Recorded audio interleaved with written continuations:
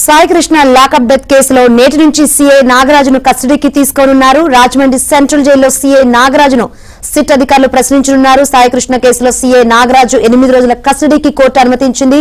ఇవాల్టి నుంచి ఈ నెల 10 వరకు సిట్ కస్టడీ కొనసాగనుంది. విచారణను వీడియో, ఆడియో రికార్డు చేయాలని కోర్టు ఆదేశించింది.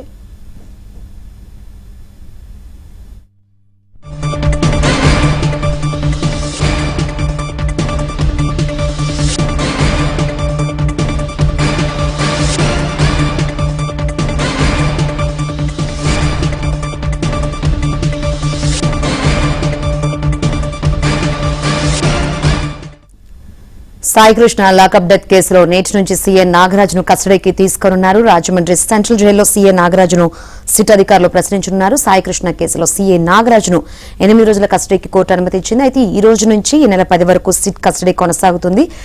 విచారణను వీడియో, ఆడియో రికార్డు చేయాలని కోర్టు ఆదేశించింది. రైట్, సిట్ దర్యాప్తుకు సంబంధించి మరిన్ని వివరాలు అందించేందుకు మా ప్రతినిధి రాజుబాబు రాజమండ్రి సెంట్రల్ జైలు వద్ద నుంచి లైవ్ ద్వారా సిద్ధంగా ఉన్నారు. రాజుబాబు, శంకరి అంటే rowdy sheeter Sai Krishna custodial death కేసుకు సంబంధించి సిఐ నాగరాజుపై ఈ రోజు నుంచి సిట్ విచారణ జరగనుంది. రాజమండ్రి సెంట్రల్ జైల్లోనే 8 రోజుల పాటు ఈ రోజు నుంచి కూడా సిట్ విచారణ చేయనుంది. మరి కొద్దిసేపట్లోనే సిట్ బృందం రాజమండ్రి సెంట్రల్ జైలు కూడా చేరుకుంటారు. మనం ప్రస్తుతం రాజమండ్రి సెంట్రల్ జైలు దగ్గర ఉన్నాము. ఇక్కడ విజువల్స్లో చూడవచ్చు. మరి కొద్దిసేపట్లోనే సిట్ బృందము రాజమండ్రి సెంట్రల్ జైలుకి చేరుకొని ఇక్కడ సిఐ నాగరాజును విచారణ చేస్తారు.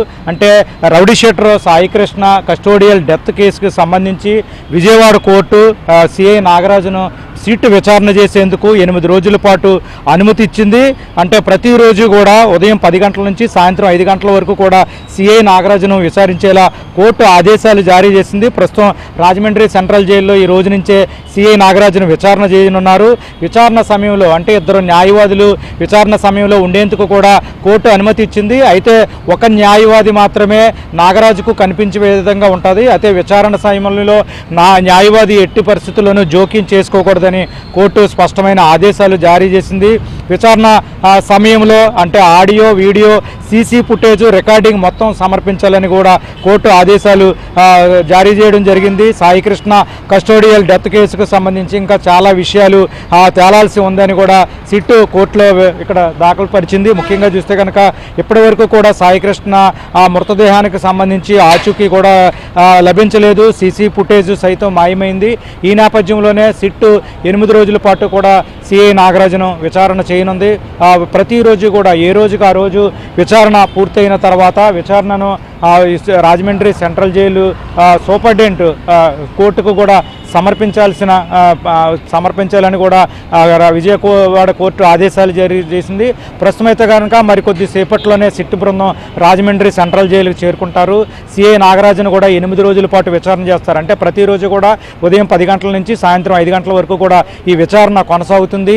ఒక న్యాయవాది నిందితుడికి ఏదైతే నాగరాజుకి కనిపించేలా ఉంటారో అయితే న్యాయవాది మాత్రం విచారణ సమయంలో జోక్యం చేసుకోకూడదు. సిట్ అధికారులు అడిగే ప్రశ్నల సమయంలో న్యాయవాది జోక్యం చేసుకోకూడదని కూడా కోర్టు స్పష్టమైన ఆదేశాలు ఇవ్వడం జరిగింది. ప్రస్తుతం అయితే కనుక సిఐ నాగరాజు విచారణకు సంబంధించి రాజమండ్రి సెంట్రల్ జైలు కూడా అధికారులు కూడా అన్ని ఏర్పాట్లు సిద్ధం చేశారు. మరి కొద్దిసేపట్లోనే సిట్ బృందం రాజమండ్రి సెంట్రల్ జైలుకు వచ్చి విచారణ చేస్తుంది.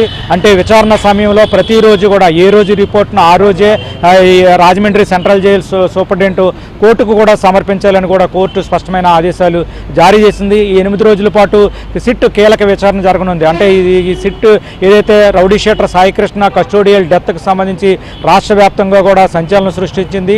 ఇప్పటికీ కూడా డెత్ కేసుకు సంబంధించి సీసీ ఫుటేజ్ వివరాలు మాయమయ్యాయి.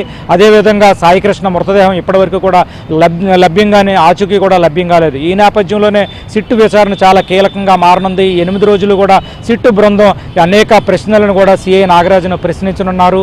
న్యాయవాది సమక్షంలోనే ఈ విచారణ జరగనుంది.